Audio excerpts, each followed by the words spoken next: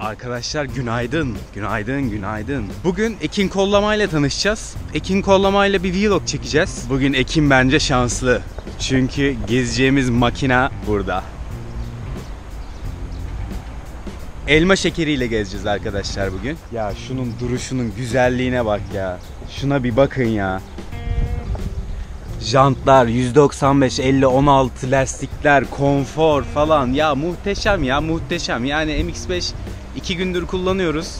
Harika. Anahtarsız giriş de var. Bak böyle koyuyorsun elindekileri. Şöyle tık atıyorsun, açılıyor. Anahtarsız giriş. Atlıyorsun içine. Her şeyi unutuyorsun ondan sonra. Ya muhteşem ya. Şöyle bak. Üstünü açmak 3 saniye. Tık tık. Hadi bay bay. Budur ya. Olay budur ya. Vallahi arkadaşlar. Tık tık. O ta ta ya.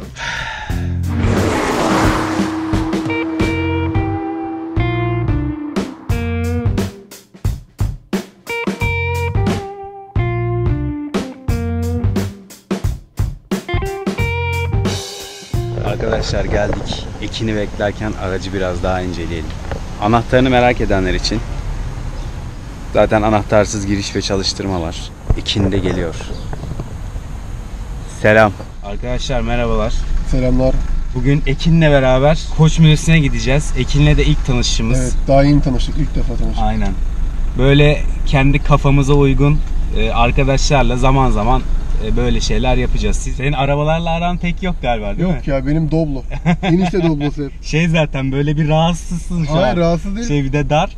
Böyle hani ayakları uzatarak mesela oturmayı ben sevmiyorum böyle. Direkt hani böyle ama işte arabanın her yerini göreceğim böyle, evet, önlere bakacağım falan. Spor otomobille böyle. Koç Müzesi'ne gidiyoruz. Koç Müzesi'ne nerede tam olarak? Hasköy civarında da. Ben İstanbul bilmediğim için öyle soruyorum da. Sen nerelisin? İzmir. İzmirlisin. Şunu biraz geri yapmışlar. Onun için kullanımı zor. Şurada bir yerde olsaydı böyle tak tak tak konsolda. Japonlara kusur buluyoruz şimdi. Aynen. Ama bir Japon olarak düşünürsen adamın boyu ufak, biraz kısa ya yani zaten, tak diye böyle yandan yapar. Yani ant işte 1.85 mi ne, o zor sığıyor. Aynen. Ben 1.76'yım. Yani bu tam böyle 1.70 maksimum. Aynen. O zaman çok rahat edersin. Ya Xbox'la PlayStation'da bile fark ediyor mesela. Xbox'ın kollarına bak daha büyük. PlayStation daha küçük. Minik, küçük eller için.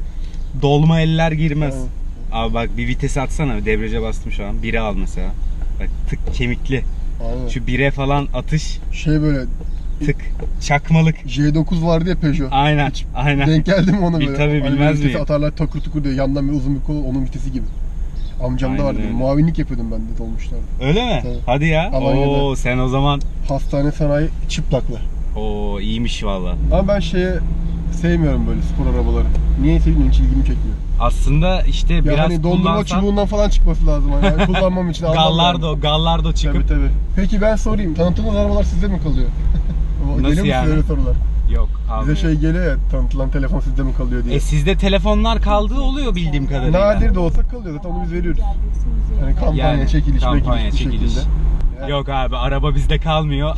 Keşke kalsa tabii. Keşke kalsa, şunu hiç vermek istemiyorum, öyle söyleyeyim. Geldik arkadaşlar Koç Müzesi'ne. Gördüğünüz gibi ilk otomobiller sizi karşılıyor. Şöyle bir kısa tur atalım. Ondan sonra Retro Rally Müzesi'ne de bakacağız. Mustafa Koç'un anısına Retro Rally, yer kendi de yarışıyordu biliyorsunuz.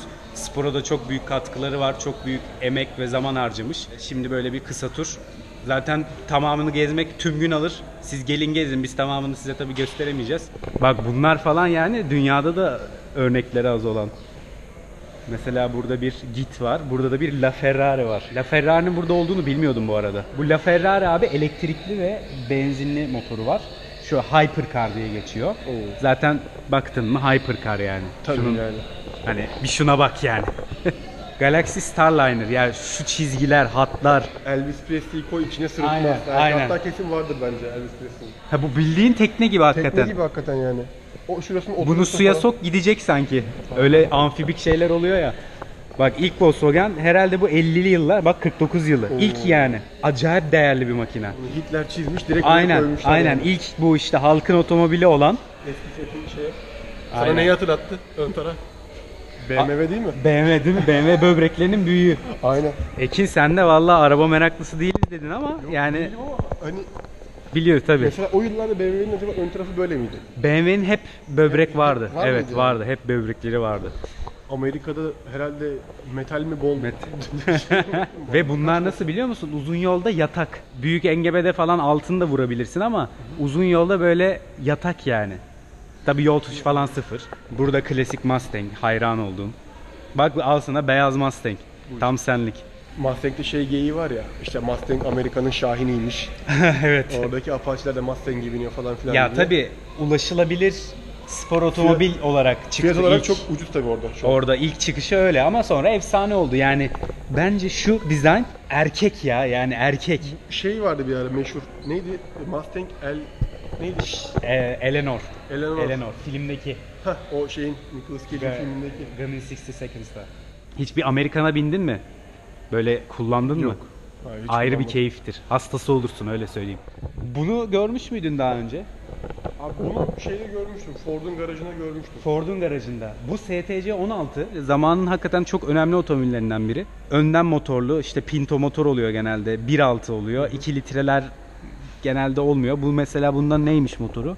4 ileri 1.6 herhalde. Arkadan itiş. Bunun rally versiyonları falan var. Şurada böcek, ilerikçi dizaynlar. Yani şu an tabii hani şey gözüküyor, böyle komik gözüküyor ama Bence hiç komik değil. Sonra 2 gün sonra ATV'ler çıktı. Herkes kapışıyor. aynen öyle. Mesela. Yani aslında ah ya keşke işte bunlar devam edebilseydi. Aynen öyle. Serçe çok güzel bir örnek. Ya baksana çok güzel. Bu krom detaylar, içinin derisi. Hani serçe diye dalga geçersin ama Aynen, abi yok ben ya. isterim bunu yani şu an. Şeydi. Ben günlük kullanırım bunu yani. 450 milyona almıştık. 450 milyon. Bak BMW Isetta. Bu da mesela zamanında böyle şehir içi düşünülmüş. Bunlar hep işte Ar-Ge aslında. Ben öyle görüyorum. Tabii şimdi yine yeni nesil ulaşımlar yine bu Aynen. hale geliyor. Daha ufak, az hacim Aynen. kaplayan. Madem tek kişi kullanacaksın arabayı, az yer kaplı. Aynen öyle. trafikte Rolls Royce mantığıyla. Reis. Ya Bir de Rolls Royce'un isimler Silver Cloud 3, işte Silver Seraph falan böyle isimler hep şey. Izgaralar. Bu Mini'nin en minisi, orijinali. Yani daha mini değilken, Morris'ken, Ha. BMW değilken daha. Gerçek orijinal Mini Cooper. Lastikler falan 13. Yani şu lastiği bulamazsın arasan şu an. Klasik. Bu yalnız direkt roket yani. Messerschmitt. Bu Almanya'da diye biliyorum ben bunu. Messerschmitt aslında uçak firması. İkinci Dünya Savaşı'nda uçaklar artık rağbet görmüyor, bitiyor. Sonra bunlar ulan elde fabrika var, var, Messerschmitt'e yapalım diyorlar diye biliyorum hikayesini. Böyle bir otomobil yapıyorlar. Bir silindirli, 2 zamanlı, 10 beygir. Ekin nasıl buldun? İçerisi muhteşem değil mi? Açmış adam ya. Mustafa Koç, değil mi? Koç rahmetli. Hakikaten Yani- arkadaşlar müzeye kesin gelin. Ha şunu toplamak mesela kimsenin aklına gelmez ama hani bak yıllar sonra bile gelip burada hayretler içerisinde izliyorsun yani. Aynen. Bambaşka bir. Bir de sanayiyle Vizyon. ilgili mesela abi vinç var. Baksana. Vinç var büyük, eski gemilerde kullanılan. İşte hep konsept. İşte uçaklar var. Şimdi hatta şuraya doğru girelim. Rally otomobillerine de bakmaya geldik arkadaşlar. Mustafa Koç biliyorsunuz rallilerde uzunca yıllar yarıştı. Bayağı bir emek sarf etti, para harcadı. Şimdi bir tane böyle onun anısına sergi. Bir de uçaklarla ilgili de sergi yaptılar. Bir de Söyleyeyim, rally. Londra'dan bunu getirtmek mesela herkesin aklına gelmez. Aynen. Bunu da söyleyeyim. Bir de Ya bu bir herkese vizyon getirtemez meselesi. yani. Bu bir vizyon meselesi. Aynen öyle. Bambaşka. Direksiyon sağda var, orijinal. Sağ, orijinal yanlış içine giriliyor galiba. Hala bu tarz otobüsler kullanılıyor yani klasik. Ben şeyi seviyorum Avrupa'da işte. O dokuyu bozmuyor adamlar. Yeni bina yapıyorlar, gene tuğla bina. Aynen. Adamlarda şey yok hani böyle illa medeniyet dediği böyle gökdelen dikmek. Değil. Yani şeyi görüyorsun, işte Berlin'e gittim, orası için konuşayım. Mesela birisine bir adres sorunca ya da bir yardım isteyince adam sana muhakkak yardım ediyor. Ediyor. Çünkü biliyor ki sen turistsin, o adamın ülkesi için faydalı bir Faydalısın. insansın, seni kırmak istemiyor. Aynen öyle. Bizde olsa taksici dolaştırıyor, 150 lira, 10 liralık yere götürüyor. Bize taksici kadın vardı, Timur abiyle bindik taksiye. Durdu bir yer, dedi ki ben buradan böyle gitmek zorundayım, hani yol çünkü taşıt giremez diyor. Ama buradan yürürseniz 20 metre arkası binanın diyor. Hani yürüyün buradan yoksa dolanırsanız 10 dolar fazla, Daha euro fazla. vereceksiniz diyor. Bizde Gerek yok. olsa hemen Hayır yani gitse niye oradan gidiyoruz demezdim ben kadına mesela. Çünkü yol yok o Aynen. şekilde. Bilmiyorsun bir de. Şimdi Doblo'yu mu yükseltmişler onlar? Oo arkadaşlar ben size hani diyordum ya Doblo testinde ben şeyi test etmek istiyorum. Doblo'nun Paris Dakar için konsept ürettiği bir tane Doblo vardı. Şu an size dönüyorum. 3, 2, 1. İşte efsane. Ya bu var ya, bunun böyle 4 teker havada uçan pozları falan var. Ekin muhteşemdir ya. Şu an Doblo işte. hayalindeki Değil de mi? Enişte Doblo'su. al işte senin Doblo burada. Süper. Yapmış vallahi adamlar. Jantlar falan direkt zaten rally yarışları için. Amortisörler Öhlins. Kargo yazısı falan da duruyor, çok iyi. Şimdi şunu gösteriyorum. Bakalım kimler bilecek aranızda bunu. Bunun ne olduğunu biliyor musun Ekin? Efsanedir bu. Yani markası Bir bak böyle. He, markasını gördün. Arkadaşlar Renault.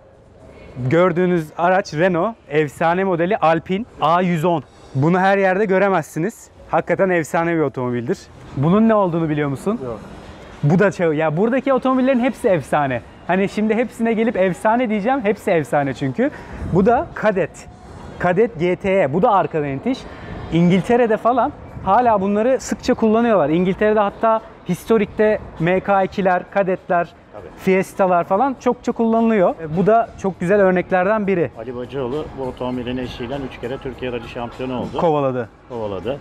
Bu otomobilde Türkiye şampiyonu olmadı ama birkaç tane ciddi başarısı yarışları var. En önemlisi 79 senesinde Berç Arhanyan'la ben Günaydın Rally'sinde ikinci olduk. Öyle mi? İşte bu efsanenin yanında yine bir efsane var. 1978 senesinde Türkiye Rally Şampiyonası'nı STC 16 STC ile kovaladıydı bu araba. Zaten içeride de konuşuyorduk. Hakikaten zamanın ötesinde şasi setup'ı olsun, işte motoru önde, arkadan itişli. Hakikaten keşke bir daha olsa, yenisi yapılsa isteriz yani. zor. Çok zor ama isteriz. Sen demin söylüyordun efsane otomobiller diye. Bu sergiyi yaparken yola çıktığımda ben 40 otomobil buldum. Evet. Ama bu 40 otomobili eledim. Hani dedim ki kariyerli otomobiller olsun. Evet. Bak sen ne diyorsun mesela? İşte bu otomobil mesela 2003'te Türkiye şampiyonu oldu ama 2001, 2002, 2003'te Türkiye markalar şampiyonu oldu Tofaş bu otomobil Evet. sayesinde. Tabii bu da çok büyük bir Türkiye'de başarıydı yapıldı. ya. Yani Tabii. fuarda falan Tabii. böyle sergilenmişti sarı lacivert brandingiyle. Kadett zaten işte öyle söylediğimiz gibi. STC zaten hani biz Renç Koçu Bey'in Türk'ün gururu. süper Türk canavarı derdik STC'nin Aynen. tanımına. Ama ilk yarış otomobili Harika duruyor ya. Yani dizaynı. buna evet. Ondan sonra hafif bir şeydir bu. Kasa falan. Evet, yani. fiber arkadaşlar. Fiber kasası. Evoları cebinden çıkarır iyi süren biri. Bu rally camiasının efsanenin de efsanesi aslında. Delta Integrale. 4 çeker. 1100 kilo gibi bir ağırlığı var. Ben ilk defa gördüm böyle bir araba. Dediğim gibi homologasyondan dolayı bunların cadde versiyonları da yapılıyordu. 5000 tane üretmek zorundaydılar.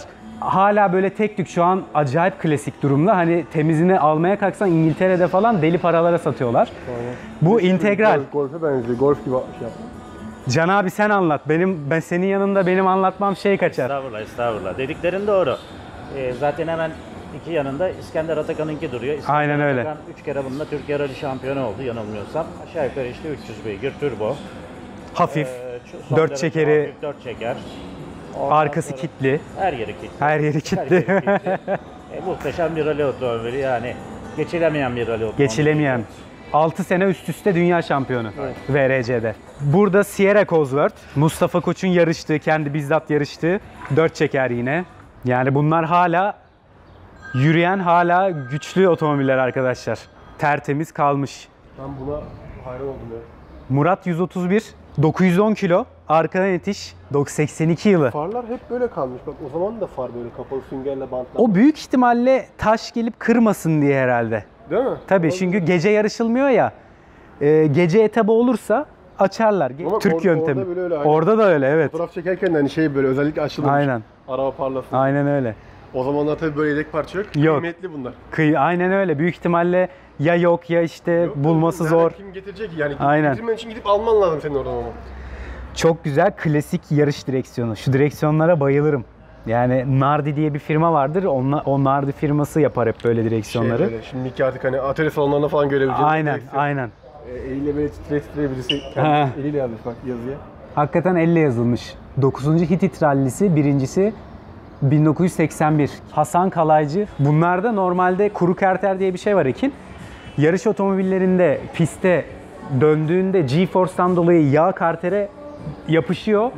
Karter aşağıda olduğu için yağ pompası çekemiyor. Motor bir yatak sarıyor, bitiyor. Bunlarda kuru karter var. Ayrı bir yağ haznesi var. Oradan bir pompası ayrı bir pompası var. Onunla motor yağlama kendisi sağlıyor. yapıyor. Bu sayede motor daha aşağıya konumlandırılabiliyor. Ağırlık dağılımı da aşağı olduğu için yol tutuşa da katkısı var. Daha çok, Direkt çöküyor böyle. daha çok yağ konuyor. Daha çok yağ konuyor. Dolayısıyla yağ Bol daha bol kolay yağlayabiliyorsun. soğuyor. Bir de tabii soğuma. 3-4 litre yağın soğuması başka, 10 litre yağın soğuması başka. Aynen öyle. Soğuk yağ dönüyor. Bu tabii motor sağlığı için zaten Ferrari'ler, Maserati'ler falan kuru karterdir. 360'lar falan. Burada bizim de yarıştığımız Serkan Yazıcı'nın Maslak'ta seyirci etabında bu araba herhalde değil mi? Aynen Maslak seyirci etabında çevirdiği güzelce. Bu Evo 9 arkadaşlar. Ben de Evo 8 ile yarıştım. Evo 6 ile yarıştım. Evo 7 ile yarıştım. Evo zaten rallilerin vazgeçilmezi. Dayanıklı, 4 çeker, hata affeden. Yani hakikaten hızlı giden adam gidiyor. Hiç anlamam ralliden merakım falan. Zaten anlamışsınızdır diyorum da. Ama şu arabayı hakikaten Burayı unuttuk bak, burayı atladık. Bu Manta 400. 1980 yılında yapılan Türkiye'deki tüm rallileri kazandı ve tüm özel etapları kazandı. Bu Manta da efsanedir. O zaman Antalya'da falan da yarıştı bu araba galiba. Antalya'da eskiden bunun videoları var şehir içi. O zamanlar ben daha küçük yoktum yani. 80'li yıllar. 87. Ben 86 doğumluyum. ben 87 işte. Ama bu araba bayağı meşhur, biliniyor yani. Zamanının bayağı hızlı otomobillerinden. Bu otomobilin dünyaca meşhur videosu vardır. Arriveta'nın kullandığı, böyle araba bir yerde kopuyor. Yan yan böyle iki tane beton şeyin arasından geçiyor. Co-pilot böyle oh god falan diyor böyle. Oh my god. Hani onlar da hani öyle korkan adamlar değil yani, öyle söyleyeyim. Ha, çünkü çarpsa ikiye bölünür orada araba. Right, 150, unseen easy right. 50, easy left. 50 grid, 100. Oh, dear God.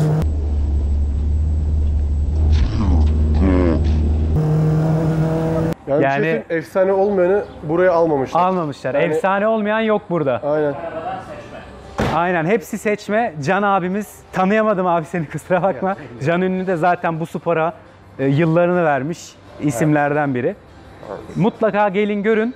Zaten gördünüz, Can abi geliyor, anlatıyor. 29 Ekim'e kadar kesin gelin, kaçırmayın derim. Yarış seviyorsanız, ralli, otomobil seviyorsanız mutlaka gelin. Şimdilik bu kadar. Zaten bayağı bir çektik. Görüşmek üzere.